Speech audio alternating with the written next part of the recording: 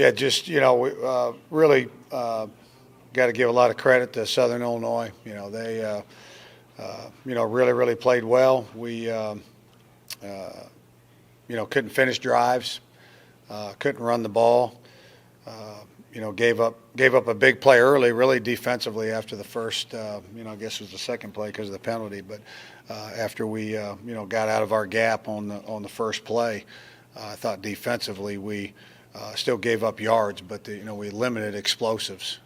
Now we didn't create any turnovers, and that's it's an issue. When you're turning it over and you're not creating turnovers, that's not good. But it's just a function of couldn't run the ball, didn't do a well enough job of stopping the run, and just didn't finish drives. I mean, really, realistically, again, it's credit to Southern Illinois, but realistically, we should be up 17-13 at half, and we're down, and then we had plenty of chances, there in the second half, and good field position, several times starting on the 50 or better, and just couldn't finish drives. Seems like last week and this week the same. There were chances to score, but just opportunity to shoot yourself in the foot. Yeah. Those penalties are just not converting. What do you attribute that to? Is it just come down to discipline or just converting?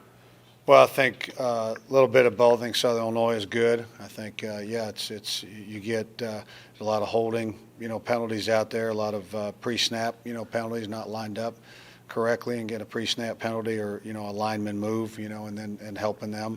That's not good. I do think it's different than South Dakota, though. I mean, South Dakota was you look at it and say, hey, we score, make it 21-14 with just a smidgen left in the third, almost in the fourth, and then really the wheels fell off. Where this game we still had chances. I mean, when we kicked the field goal, it's still a two-possession game. So I mean it was different than that game, I believe. Same as far as you look at the score and say, hey, you played better than the score, but that and a couple dollars will get you a dozen eggs, at Kroger's. On those,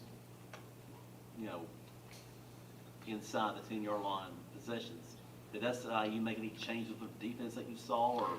No, they just did a really good job being physical, especially when you got the ball in the one and go quarterback sneak twice and you're on the two, and then that forces you to do some things that aren't very wise in football. Then you're on the two, first and goal, and you throw it, So it's again credit to them. To the naked eye, off that first drive, it could have been a lot more lopsided of a score. What changed defensively after that opening drive there? We just talked to them about our defensive coaches did a nice job adjusting.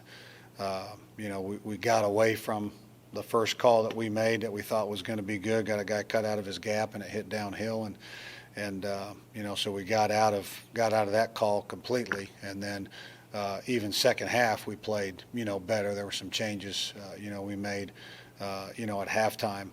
Same side inside zone was hurting us there in the C gap, and we needed to firm that up. So Coach Sanders and the defense talked about and made some different calls structurally to give our kids a chance. Coach, I feel like the whole game, obviously on the right side of the scoreboard, but your boys never stop battling. What's it like knowing you have a full sideline of guys who just aren't going to quit and aren't going to stop battling the whole game? That's the thing. That's what you want. It's what we talk about a lot, with them, but talk is zero. It's really recruiting. You either have young men that are of high character, and that's just who they are. That they're gonna fight no matter what the circumstance. We talk a lot about being a thermostat, not a thermometer. A thermometer is just a victim. It's at the mercy of, if it's hot, it shows hot. If it's cold, it shows cold. Whereas a thermostat, you set the temperature, regardless of the circumstances. And we have a lot of guys that are thermostats. So it doesn't matter. You're down. Looks like you're going to lose. We're still going to play as hard as we possibly can and try to do the best job we can. Looks to me like DJ is steadily getting back to 2021. Yep. His speed looked way better today. Yep, he did. He made some of those runs that he made, 2 years ago. And then he also, gosh, that throw to Fox, man, was a bullet. Was a BB. It was a heck of a throw. I'm sure he wished he had that last one back. I think he, just tried to do too much.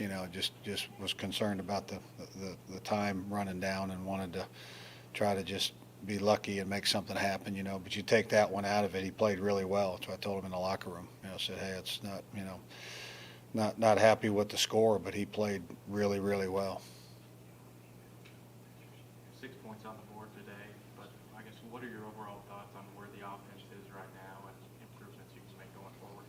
Yeah, I mean, improvements, we got to finish. I mean, offensively, we're, like I said, we should have been up 17-13 at half. I mean, we're down there inside the 10 twice and, move the ball now, mostly throwing, which is good that we've got that, dimension. You want to run the ball, but if you get in a game where you're just, not doing a good job running it, the other alternative is to throw it, So I thought we did a good job in pass protection and throwing the ball, and defensively, when you're playing base defense really well and stopping the run, then you should be good in your pass protection and have some time to throw it because you're not getting pressures and that sort of thing. So thought our O-line did a good job in the pass protection area. You guys get to play an SIU team that you haven't had too many meetings in the past with. Just how, I guess, do the guys embrace this rivalry? I know the community in Murray seems to, but is it good to have this rivalry back with the fans? Yeah, I mean, they're 90 miles from our campus, so they are our natural rival, being the closest school to us, in the Missouri Valley Football Conference. So there's no question that's a team that you target and want to beat, and hopefully it's something that goes on, for a long time that becomes a big game for both sides. Your next two games are away. You haven't had a road win so far this season. Do you attribute those to just the opponents you're facing, or are you seeing a different team from home versus away? No, I think, I don't think there's any difference. I think you got to kind of throw Louisville out, I mean, makes you sleep better at night, throw that one out. But, that was a short week, game 1 to game 2. They had an extra day. They played Georgia Tech on a Friday, so got an FBS school that's proven now into week 6 that, they must be pretty good. So I think you throw that out and we haven't won on the road, but, like we talked about with South Dakota, coulda, woulda, shoulda in the third quarter and middle, I thought we played really well, didn't win the ball game, but, really improved from week 2 to week 3, against a really tough, Middle Tennessee team. To beat one of these teams, what would that do for this team? Well, the Indiana State win did a lot for us, to win a Missouri Valley Football Conference, game. That did a lot for us, and I think I think they know that, hey, we're close. We've had our chances. We can do this. We just gotta, get better here, get better there. I think they've got that knowledge. So we just got to keep, pounding the rock and hopefully, break through again like we did against Indiana State and get us another conference win.